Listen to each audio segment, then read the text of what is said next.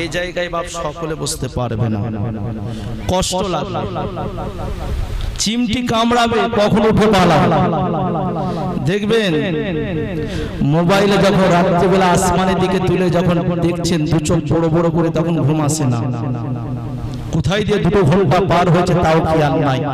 ভোরবেলা আজান দিচ্ছে মুয়াজ্জিন, তখন বলছে ভোর হয়ে গেছে, ফোনটা সাইডে রেখে ছেলেরা ঘুমায়।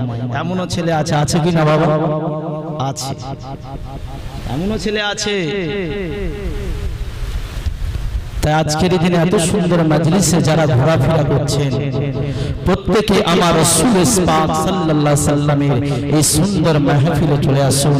এই মজলিসে যদি চুপ করে বসে থাকে, কিছু বলবে না, সুবহানাল্লাহ বলবে না, আলহামদুলিল্লাহ বলবে না, আল্লাহ রাসূল বলছেন চুপ করে যদি আমার উম্মতরা বসে থাকে, ওই জায়গায় আমার আল্লাহ পাক তার জীবনের ছোট ছোট ছোট ছোট সগীরা গুনাহ আমার আল্লাহ পাক maaf করে দিতে থাকে। আর একটু জোরে হবে না ভাইজান? আমাদের নবীর নাম কি বাপ? মুহাম্মদ রাসূলুল্লাহ সাল্লাল্লাহু আলাইহি ওয়াসাল্লাম। আর আমাদের নবীর উপরে একটা কিতাব নাযিল হয়েছে, সেই কিতাবের নাম কোরআন। হযরত মুসা আলাইহিস সালামকে আমরা কেউ চোখে দেখি না। হযরত মুসা আলাইহিস সালাম একজন উম্মত 200 বছর বেঁচে ছিল। কত বছর? 200 বছর। 200 বছরে তার জীবনে একটা ভালো কাজ নেই। এখনকার মানুষরা কত বছর বাঁচবো? 50, 60, 70, 80, মেরে কেটে 100 এর বেশি নয়। মুসা নবী উম্মত একজন বেঁচে ছিল 200 বছর, একটা ভালো কাজ ছিল না। বনি কওমের মানুষ, যখন মানুষটা ইন্তেকাল করেছে, মারা গিয়েছে, গ্রামের মানুষেরা বলছে এই মানুষটা 200 বছর বেঁচেছে, জীবনে আমরা গ্রামের মানুষ ভালো কাজ দেখি না। ওর থেকে একে যদি কবর দেওয়া হয়, এর কবর আযাব বাড়বে। ওকে কবর না দিয়ে ওরা হাতে পায়ে দড়িগুলো বেঁধে টেনে টেনে কে জঙ্গলে ফেলে দিয়ে আসে, জঙ্গলের বাঘেরাকে খেয়ে নেবে। মারা যাবার পর ওই কওমের মানুষেরা ওই মানুষটার হাতে পায়ে দড়ি বেঁধে টেনে টেনে জঙ্গলে ফেলে দিয়ে এসেছেন। হযরত নবী মুসা তিনি আল্লাহ দরবারে তুর পাহাড়ে যখন গেলেন, আল্লাহ বলছেন ও গো মুসা, আজকে তোমার কোনো কথা শুনবো না। আল্লাহ কেন? তোমার একজন উম্মত আছে, তাকে তোমার কওমের মানুষেরা সে ইন্তিকাল করার পরে হাতে পায়ে দড়ি বেঁধে টেনে টেনে টেনে টেনে টেনে টেনে তাকে জঙ্গলে ফেলে দিয়ে এসেছে। যাও তাকে জঙ্গল থেকে নিয়ে এসে তাকে গোসল দাও, কাফন পরাও, কবর দাও। যাও নবী মুসা, আজকে কোনো কথা তোমার শোনা হবে না। আল্লাহ ওই মানুষটাকে কোথা পাবো? বলছে যাও গ্রামে মানুষদেরকে জিজ্ঞাসা করো কোথায় তাকে ফেলে রেখে দিয়ে এসেছে। হযরত নবী মুসা আলাইহিস সালাম গ্রামের মানুষদের কাছে এসেছেন। ও গো গ্রামের মানুষরা, তোমার এই দেশে এলাকায় কাকে বাবা জঙ্গলে ফেলে দিয়ে এসেছো, কবর দাও না? বলছেন আমাদের এলাকার মানুষ। কেন? বলছেন ও গো নবী মুসা, তার 200 বছর সে বেঁচে ছিল, 200 বছরও সে জীবনে একটা ভালো কাজ তার দেখি না। তাকে যদি কবর দিই তার কবরে তো আযাব বাড়বে, সেই জন্য তাকে জঙ্গলে টেনে টেনে ফেলে দিয়ে এসেছি। নবী মুসা বলছেন এ আমার কওমের মানুষরা শোনো, জঙ্গল থেকে ওকে নিয়ে আসো, গোসল দেওয়া হবে, কাফন পরানো হবে, কবর দেওয়া হবে। ওগো নবী মুসা, যার জীবনে ভালো কাজ সে করে না তাকে আপনি কবর দিবেন? বলছে আমার স্বয়ং আল্লাহর আদেশ, জোরে বলুন না সুবহানাল্লাহ। নবী মুসা আলাইহিস সালাম যখন আদেশ করলেন, হুকুম করলেন, তার কওমি মানুষেরা ওই মানুষটাকে জঙ্গল থেকে নিয়ে এসে হাতে পায়ে দড়িগুলো খুললেন, গোসল দিয়ালেন, কাফন পরিয়ে মাটি দিলেন, কবরস্থ করলেন। নবী মুসার একটা চিন্তা হচ্ছে যে এই দেশের মানুষরা বলছেন এই মানুষটা খারাপ, সেই খারাপের জন্য একে জঙ্গলে ফেলে দিয়ে এসেছি, আর আল্লাহ কেন বললো একে নিয়ে এসে গোসল কাফন দিয়ে কবরস্থ করো? আবার তোরপা হয়ে গেছেন নবী মুসা। আল্লাহ বলছেন ওগো নবী মুসা কি খবর তোমার বলো। নবী মুসা আলাইহিস সালাম ওই সময় আল্লাহ পাককে বললেন ও রব্বুল আলামিন আল্লাহ, যে মানুষটা 200 বছর বেঁচে ছিল, জীবনে কোনদিন সে ভালো কাজ করে না, আল্লাহ পাক সেই জন্য ওই মানুষটাকে আমার কওমের মানুষেরা ইন্তেকাল করার পরে হাতে পায়ে দড়ি দিয়ে তাকে টেনে টেনে জঙ্গলে ফেলে দিয়ে এসেছে গো আল্লাহ। আজকে কেন আপনি বললেন ওই মানুষটাকে জঙ্গল থেকে নিয়ে এসে তার হাতে পায়ে দড়িগুলো খুলে তাকে গোসল দেয়া হোক, তাকে কাপড়ে কাপড় পরিয়ে কবরস্থ দেয়া হোক? ও আল্লাহ পাক কিসের জন্য আপনি এই কথা আমাকে বলেছিলেন? ভাই বুঝতে পারছেন তো? আল্লাহ পাক জানালেন ও নবী মুসা, আমি আল্লাহ যা জানি নবী গো তুমি তা জানো না। ও নবী মুসা, ওই মানুষটা 200 বছর বেঁচে ছিল, জীবনে কোনদিন ভালো কাজ করে না। যখন তিনি পৃথিবীর জমিনে বেঁচে ছিলেন, যখন তোমার উপরে যে কিতাবটা নাজিল হয়েছিল সেই কিতাবটার নাম তাওরাত কিতাব।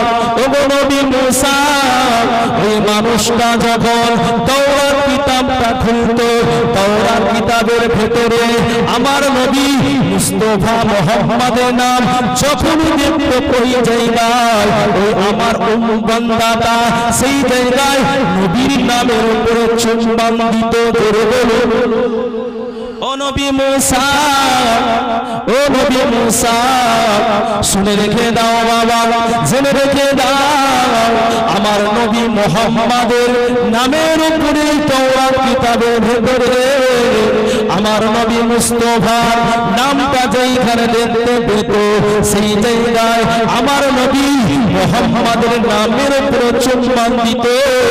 আমি আল্লাহ পাক আমার নবী মুহাম্মদকে যখন চুম্বন করেছে, আমার নবী মুস্তাফাকে ভালোবেসে চুম্বন করার কারণে ওই তোমার উম্মতের 200 বছরের আমি আল্লাহ গুনাহকে মাফ করে দিলাম। একটু জোরে হবে না সুবহানাল্লাহ? আল্লাহ বলছেন আমার নবী মুস্তাফা মুহাম্মাদের নামের উপরে চুম্বন করার কারণে আমি আল্লাহ নবী মুসা আলাইহিস সালাম শুনো উম্মতের 200 বছরের গুনাহকে আমি আল্লাহ সেই জন্য মাফ করে দিয়েছি। জোরে বলুন না সুবহানাল্লাহ। ভাইজান সেই নবীকে ভালোবাসেন তো বাপ? তখন নবী এসেছিল, মুসা নবী যখন এসেছিল আসেনি? আল্লাহ পাক আপনার নবী আমার নবী নবী মুস্তাফার নামখানা হযরতে মুসা আলাইহিস সালামের উপর যে কিতাব তাওরাত তার কিতাবে আমার আল্লাহ নবী মুহাম্মাদের নামটা নোট করে দিয়েছিলেন। বলুন না সুবহানাল্লাহ। ভাইজান সেই নবীর আমরা উম্মত। কোন নবী? যেই নবীর উম্মত হবার জন্য হযরতে ঈসা আলাইহিস সালাম বলেছিলেন ও আল্লাহ আমাকে নবী কেন বানালেন, রাসূল কেন বললেন? আমাকে নবী না করে রাসূল না করে আমাকে যদি আখেরি নবীর উম্মত করতেন, আমি ঈসা আলাইহিস সালাম আমার জীবনটাকে আমি ঈসা ধন্য বলে মনে করে নিতাম। আমরা সেই নবীর উম্মত।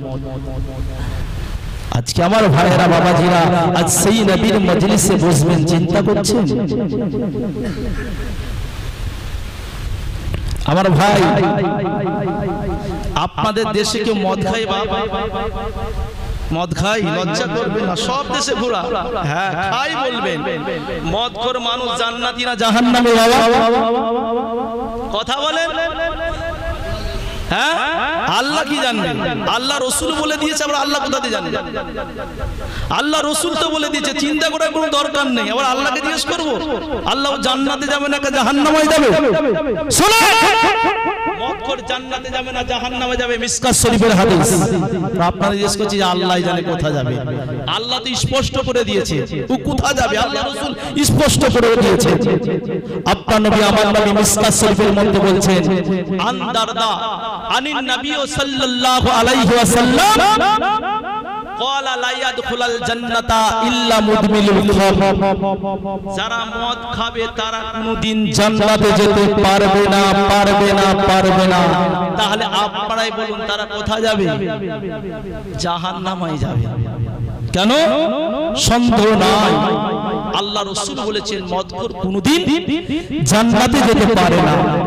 শোনেন, কোন যদি মদখোর মারা যায় তার দোয়া করে আমাদের ইমাম সাহেবরা খুব বিরাট করে, আল্লাহ জীবনের तमाम গুনাহকে maaf করে দিন। আর ইমাম তোমার জানা দরকার, তো মদখোর মাতাল আল্লাহ তোকে maaf করবে, তুমি জোর করে maaf চাইছো কেন? জোর করে maaf চাইছো কেন?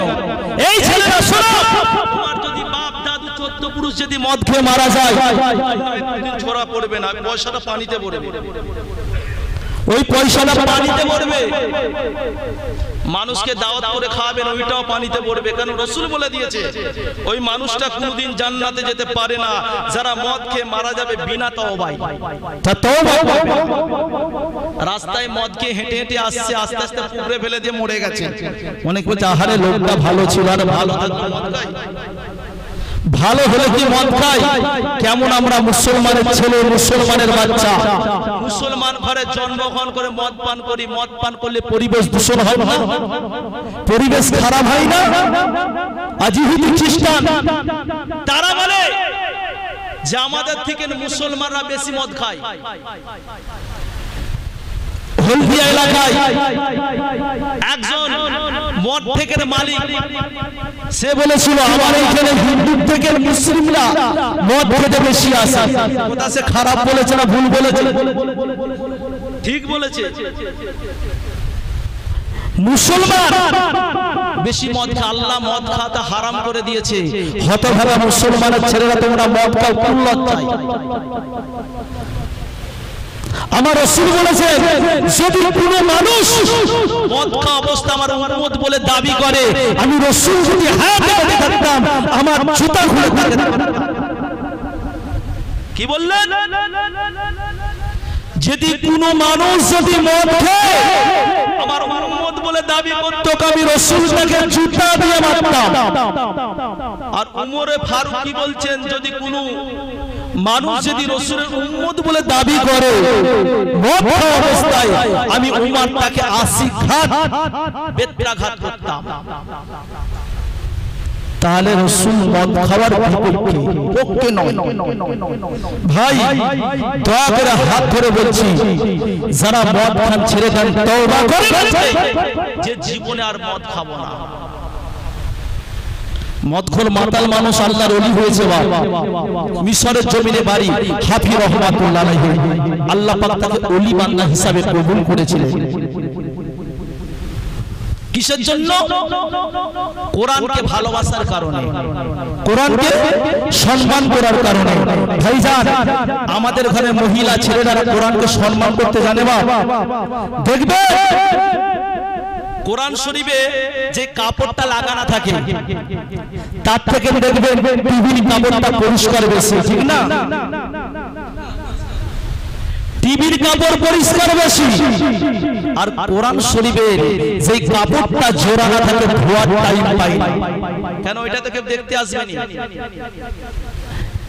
ঢুকলেই টিভি জাহান্নাম সামনে রেখেছে, দেখবে জাহান্নাম সামনে রেখেছে দেখবে। আর কোরআন শরীফ কেউ দেখতে যাবে না। দেখবেন কোরআন শরীফ যেই জায়গাটাকে ঝুলে ঝুলকাণ্ড হয়ে গেছে, মাকড়সার ফাঁদ পড়ে গেছে। বছরে দেখবেন একবার করে পরে, কখন শোভরাতে চাঁদ আসবে আর কখন রমজান মাস আসবে, একবার করে কোরআন শরীফ হালটায়। ভাইজান আল্লাহ পাক মিশরের হাফি রাহমাতুল্লাহ আলাইহিকে টপ র্যাঙ্কের আল্লাহ পাক ওলি হিসাবে কবুল করেছিলেন শুধুমাত্র কোরআনকে সম্মান করার কারণে। তিনি মাতাল মানুষ, মদখোর মানুষ, মিশরের হাফি রাহমাতুল্লাহ আলাইহি মদকে রাস্তার উপর দিয়ে হেঁটে হেঁটে যাচ্ছেন, যেতে যেতে দেখতে পায় একটা কোরআনের আয়াত পড়ে আছে রাস্তার উপরে। মদখোরের হুঁশ ছিল, আমাদের দেশের টপ র্যাঙ্কের মদখোর, ও তো আরবি জানে না, ওর উপরে পা মারি দিয়ে চলে যায়, পা মারি দিয়ে চলে যাবে। মিশর হাফি থমকে দাঁড়িয়ে গেলে কাগজটা তুলে চুম্বন দিয়ে পকেটে রেখেছেন, রেখে বাড়িতে গেছেন। বাড়িতে যে কোরআনের আয়াতটাকে ওর উপরে আতর লাগিয়ে বাক্সের মধ্যে বন্দী করে রেখেছে। আমার আল্লাহ পাক জানিয়ে দিলেন, ও হাফি শোনো, কোরআনকে সম্মান করার কারণে, ইজ্জত করার কারণে আমি আল্লাহ তোমাকে এই মিশরের জমিনে টপ র্যাঙ্কের ওলি হিসাবে আমি আল্লাহ কবুল করেছি। বলুন না সুবহানাল্লাহ। তারপরের দিন থেকে হযরতে মিশর হাফি মদকে হারাম করে আল্লাহ পাকের একজন টপ র্যাঙ্কের ওলি হিসাবে আল্লাহ পাক তাকে কবুল করে নিয়েছিলেন। বলুন সুবহানাল্লাহ। মদ ছেড়ে যে আমাকে ওলি হিসাবে আল্লাহ কবুল করেছে শুধুমাত্র কোরআনকে সম্মান করার কারণে, মদ ছেড়ে ভাইজান পরিবর্তন হয়ে যায়। ভুল পথে আমরা অনেকে আছি, পরিবর্তন হয়ে যায়। পরিবর্তন হওয়ার নাম হচ্ছে ঈমানের অঙ্গ। অনেকে বলেন নামাজ পড়িয়ে তো কি হয়েছে, ঈমান ঠিক আছে। আপনাদের দেশে এমন ছেলে বলে, বয়স্ক মানুষেরা বলে নামাজ পড়িয়ে তো কি হয়েছে, ঈমান ঠিক আছে। হাসি পারছো, ভুল, পাক্কা মুনাফিক ওরা। রাসূলুল্লাহ সাল্লাল্লাহু আলাইহি ওয়াসাল্লাম বলেছেন যে নামাজ পড়বে না সে মুসলমান বলে না দাবি করে। আর পর থেকে কেউ বললে ধরবেন। বুখারী শরীফের মধ্যে আছে সালাতুল ঈমান বিহি, যে নামাজ পড়বে না তার মধ্যে ঈমান নাই, দ্বীন নাই, ধর্ম নাই, মুসলমান থেকে বাদ। কোন কায়দায় বলো যে আমি মুসলমান, কোন কায়দায় বলো নামাজ পড়ি তো কি হয়েছে, মদ খাই তো কি আছে, ঈমান ঠিক আছে। ঈমান কি লাড্ডুর মোয়া? ঈমান ঠিক থাকবে? নামাজ পড়ো না, ঈমান কোথাতে থাকবে? ঈমানের প্রথম অঙ্গ হচ্ছে তোমার জন্য নামাজ। নামাজ নেই ঈমান, নামাজ নেই জান্নাত কোথায় থেকে পাবে? আমার রাসূলুল্লাহ বলেছেন আসসালাতু মিফতাহুল জান্নাত, নামাজ হচ্ছে জান্নাতের চাবিকাঠি। বলুন না সুবহানাল্লাহ। মসজিদে যদি তালা লাগানো থাকে, না যদি চাবি দিয়ে আপনি খুলতে পারবেন? খুলতে পারবেন না। জান্নাতে চাবি তালা মারা, আর নামাজ হচ্ছে চাবি। নামাজ না পড়লে চাবি কোথায় পাবেন? জান্নাতে দরজা খুলবে। এই ভুল ধারণাটা দূর করুন। অনেকে বলেন ভাই আরে কলেমা পড়েছি তো একদিন জান্নাতে যাব, এমনও কিছু মানুষ বলে থাকে। ভুল কথাগুলো আমি সংশোধন করছি। রাসূল বলেছেন মান ক্বালা লা ইলাহা ইল্লাল্লাহু ফাদাখালাল জান্নাতা, যে ব্যক্তি কলেমা পড়বে সে জান্নাতে যাবে। মান মানে যে, কলা মানে বলবে, লা ইলাহা ইল্লাল্লাহু ফাদাখালাল জান্নাহ, যে কলেমা পড়বে সে জান্নাতে যাবে। এইটা কজন বিশ্বাস করেছেন একবার হাত তুলবেন যে কলেমা পড়লেই জান্নাতি? রাসূল বলেছে, আপনি বাদ দিবেন কোন কায়দায়? এই কথা হযরত নবী মুহাম্মদ যখন বলেন সেই জায়গায় ছিলেন আবু হুরায়রা। এই কথা শুনে খুব লাফালাফি করছেন। ছুটতে ছুটতে উমরের সঙ্গে দেখা হয়ে যায়।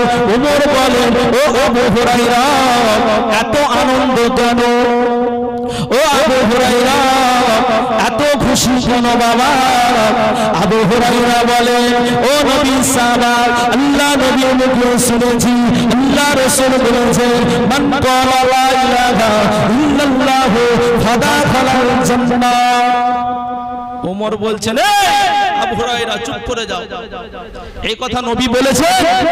বলছেন ইয়া রাসূল, হ্যাঁ জি হ্যাঁ এই কথা নবী বলেছেন।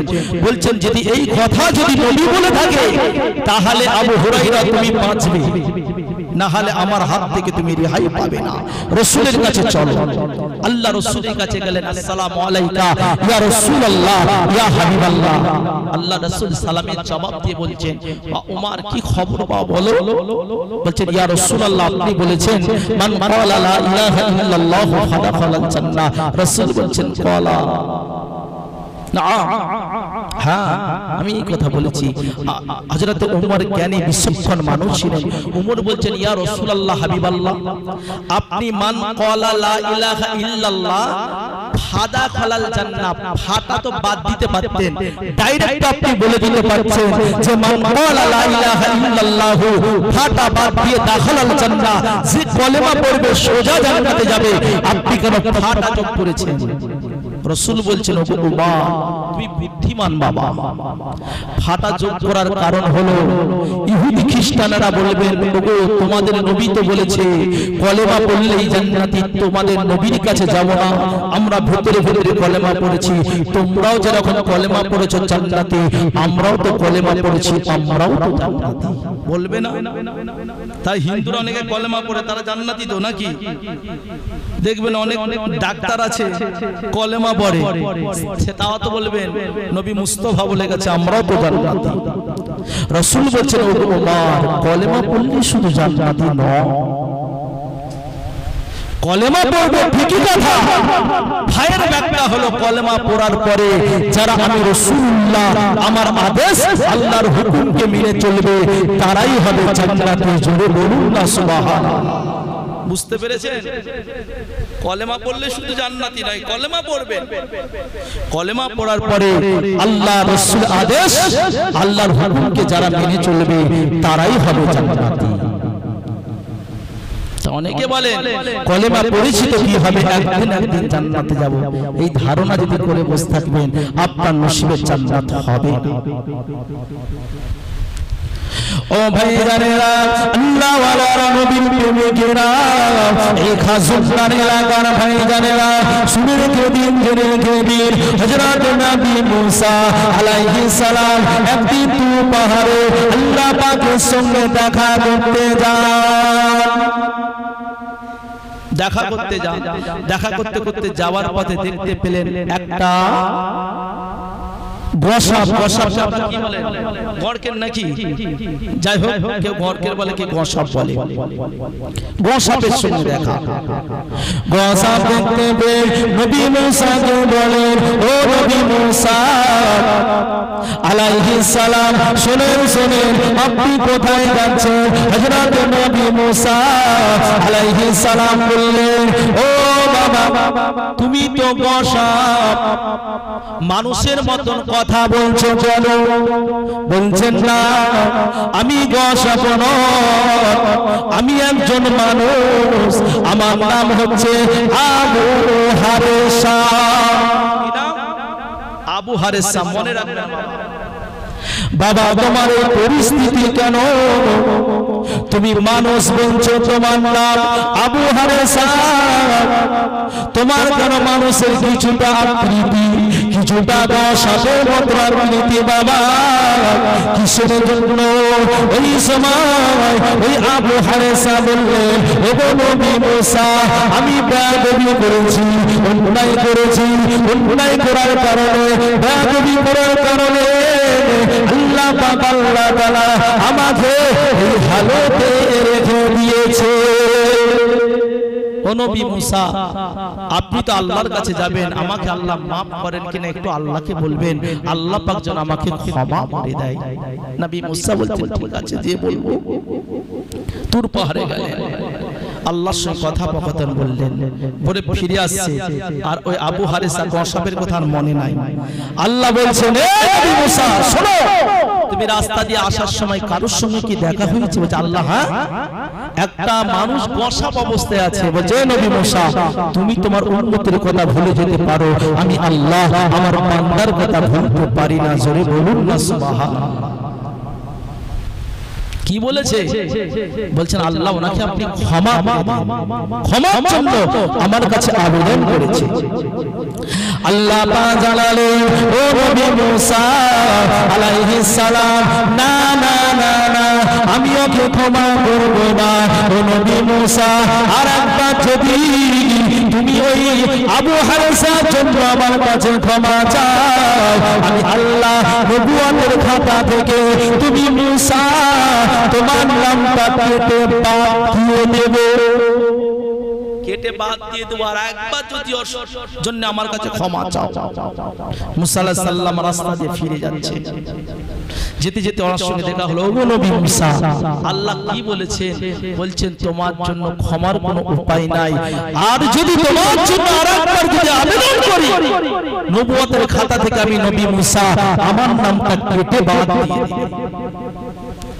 বলছেন ওগো নবী মুসা, যাও না, আর একবার যাও, আর একবার যাও।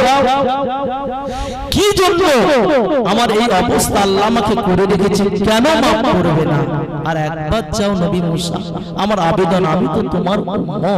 ও নবী মুসা, যান না। হযরতে নবী মুসা আবার ওই জায়গা থেকে পিছনে বেঁকে গেলেন, তুই পাহাড়ে গেলেন, আল্লাহকে বলেন, ও আল্লাহ পাক, ওই মানুষটা বলেছে কি ভুল কাজ করেছে, অন্যায় কাজ করেছে, কি ভুল কাজ করার জন্য, অন্যায় কাজ করার জন্য ওনাকে ওই অবস্থায় রেখে দিয়েছো। কোথায়? ও আল্লাহ, আপনি ওই মানুষটাকে ক্ষমা করবেন, মাফ করবেন। আল্লাহ পাক বলছেন, ও নবী মুসা আলাইহিস সালাম, শুনে রেখে দাও, জেনে রেখে দাও, ওই মানুষটা ক্ষমা হবে না।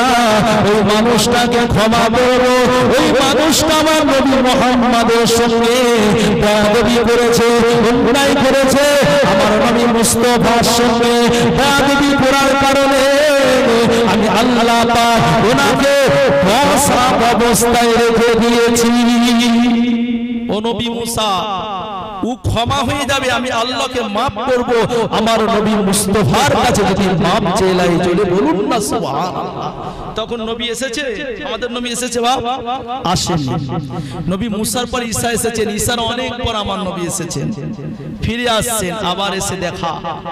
ও নবী মুসা কি বলল? আল্লাহ বলছে, আল্লাহ বলেছেন মুহাম্মদ সাল্লাল্লাহু আলাইহি সাল্লামের কাছে মাফ চাইতে হবে, যদি তার কাছে মাফ চাও আমি আল্লাহ ক্ষমা করে দিবে।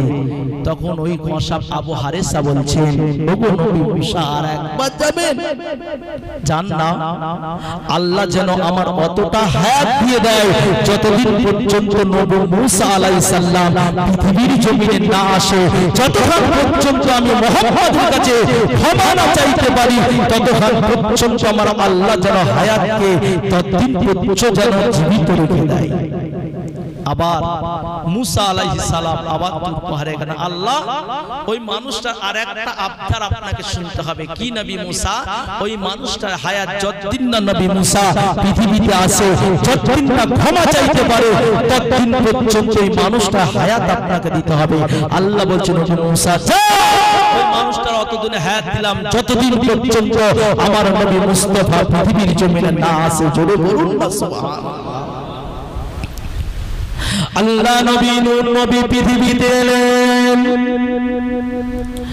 আসাদ নবী আমার নবুয়ত পেলেন, নবী দরজা পেলেন। আল্লাহ নবী আমার রাস্তা দিয়ে যখন হেঁটে হেঁটে হেঁটে হেঁটে যায়, যেতে যেতে যেতে যেতে ওই আবু হারেসা আল্লাহ নবীর কাছে ওই কসাব অবস্থায় শুয়ে পড়ে। যে রাস্তা দিয়ে যাচ্ছে সেই রাস্তায় ছিল আবু হারেসা। নবী মুসা আলাইহিস সালামের তিনি উম্মত ছিলেন, আল্লাহ তাকে হায়াত দিলেন। আল্লাহ নবী মুহাম্মদ সাল্লাল্লাহু আলাইহি সাল্লামের কাছে মাফ চাওয়ার জন্য, ও সোনার ভাইরা, আপনার নবী আমার নবী সেই সময় ওই আবু হারেসাকে বলেন, ও আবু হারেসা, তোমার এমন কেন অবস্থা বাবা? আবু হারেসা বলছেন, ওগো নবী মুহাম্মদ, আমার নামটা জানলে কি করে? কি করে জানলেন?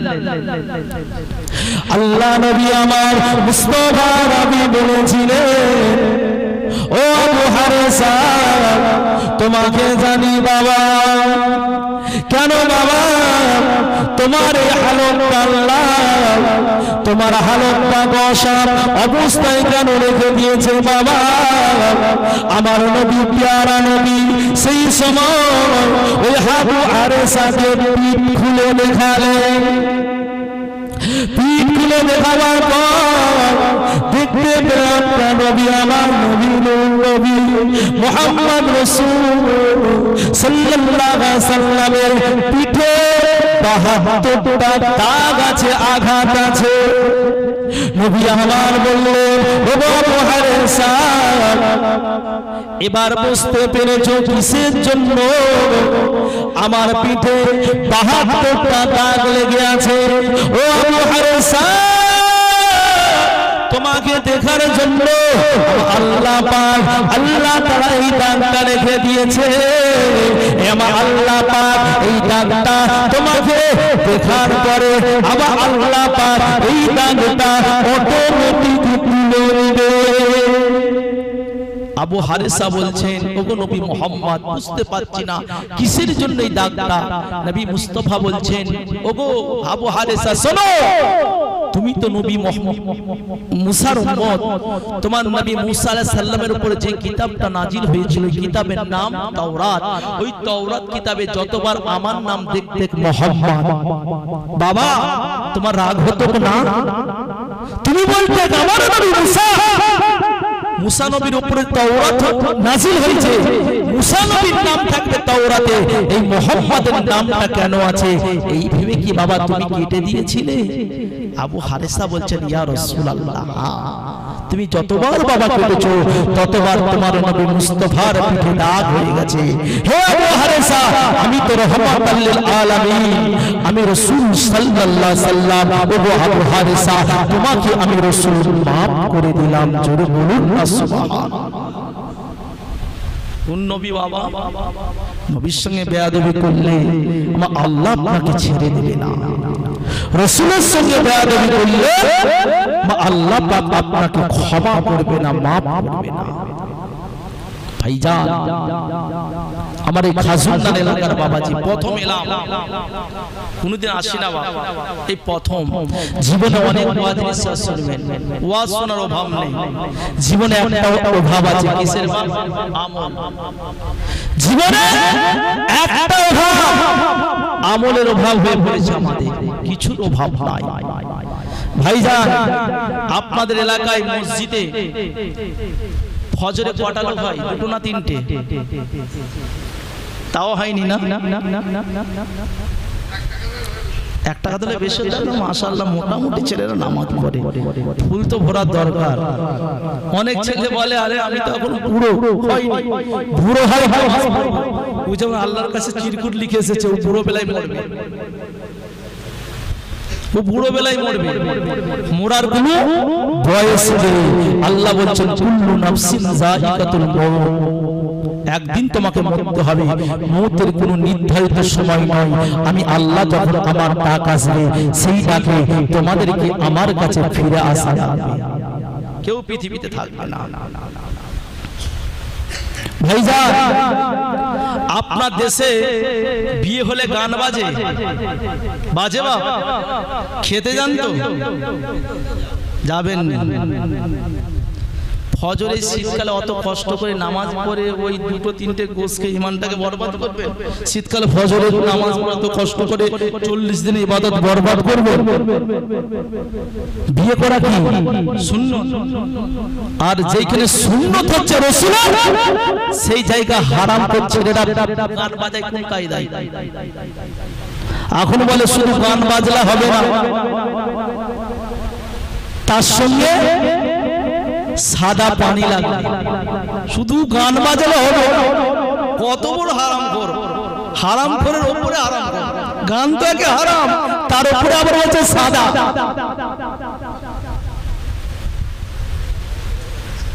আর আপনাদের খাজুনার এলাকায় বিয়েতে ফোন লাইন, কে ফেরেশতা নেই? ফোন সবাই নেন। ভাইজান শোনেন, ফোন নিয়ে হারাম, ফোন নেওয়া হারাম। যেই ফোনের টাকা নিয়ে খানা রান্না করবে, ওই খানা খাওয়ার থেকে শুকরের খানা খাওয়া অনেক ভালো। কি বললাম? ওই বিয়ের টাকায় খানা, ফোনের টাকায় খানা রান্নাচ্ছে, খাওয়াচ্ছে, শুকরের গোশ অনেক ভালো। ও তো শুকুরের গোশত থেকে ডেঞ্জার মাল। শুকুরের গোশত হারাম, ও হারাম।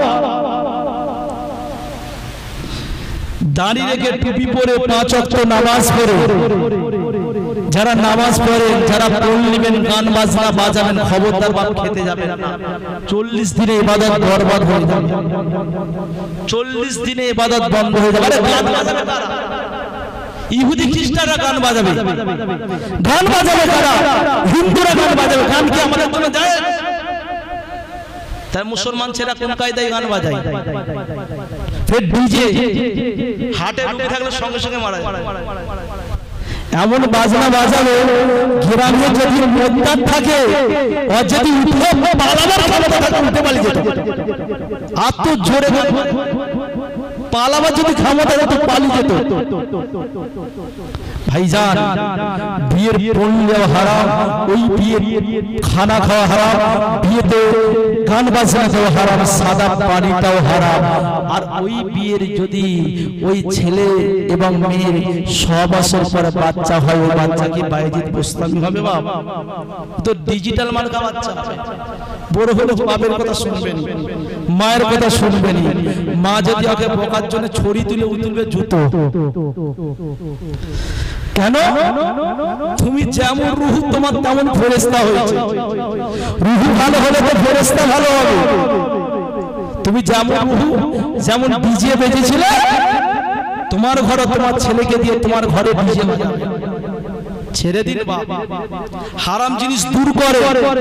রাসূলের কাজ করছেন, সুন্নাত আদেশ হুকুম করছেন। মুসলমান ভাড়ের বাচ্চা হয়ে কোন কায়দার বাবা গান বাজাচ্ছ? কোন কায়দায় গান বাজাচ্ছ?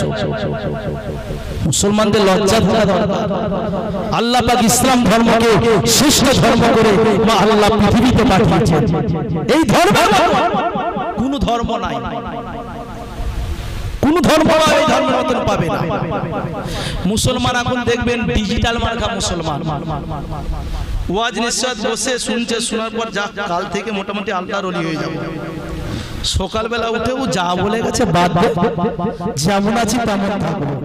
কথা ঠিক না ভুল?